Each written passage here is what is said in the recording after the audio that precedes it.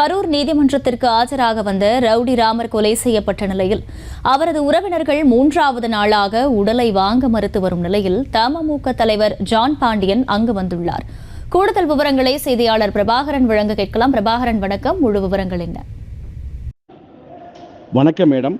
மதுரை மாவட்டம் அவனியாபுரம் அருகே கடந்த 2012ஆம் ஆண்டு குண்டு வீசிய வழக்கில் தொடர்புடைய 11 பேர் மீதான வழக்கு விசாரணை பாதுகாப்பு காரணத்திற்காக மதுரையிலிருந்து மாற்றப்பட்டு கரூர் நீதிமன்றத்தில் விசாரணை நடைபெற்று வந்தது. இந்நிலையில் கடந்த 2 நாட்களுக்கு முன் இந்த வழக்கு விசாரணை உள்ள குற்றவாளிகள் கரூர் நீதிமன்றத்தில் ஆஜர்படுத்தப்பட்டு அதைத் தொடர்ந்து குற்றவாளிகள் ராமர் என்கின்ற ராமர் பாண்டியன் மற்றும் கார்த்திக் என்பவர் இருசக்கர வாகனத்தில் கரூர் திண்டுக்கல் தேசிய நெடுஞ்சாலையில் வந்துள்ளனர்.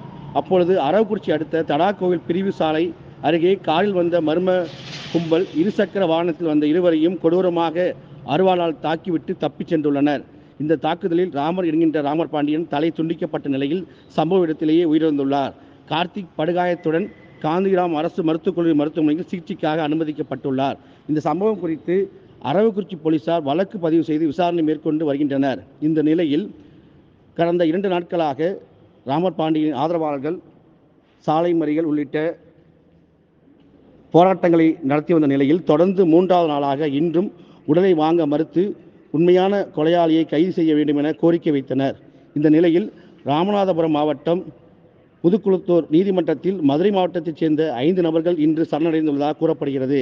இதைத் தொடர்ந்து வட்டாட்சியர் மற்றும் போலீசார் ராமர் பாண்டியன் ஆதரவாளரிடம் சம்பவத்தை கூறி பேச்சுவார்த்தையில் ஈடுபட்டு வருகின்றனர். இந்நிலையில் தற்போது காந்திகிராம் அரசு மருத்துவக் கல்லூரி மருத்துவமனைக்கு தமிழக மக்கள் முன்னேற்றக் கழக நிறுவன தலைவர் ஜான் பாண்டியன் வருகை புரிந்து ராமர் பாண்டியனின் தந்தை உள்ளிட்ட உறவினரிடம் விசாரணை நடத்தி வருகிறார்.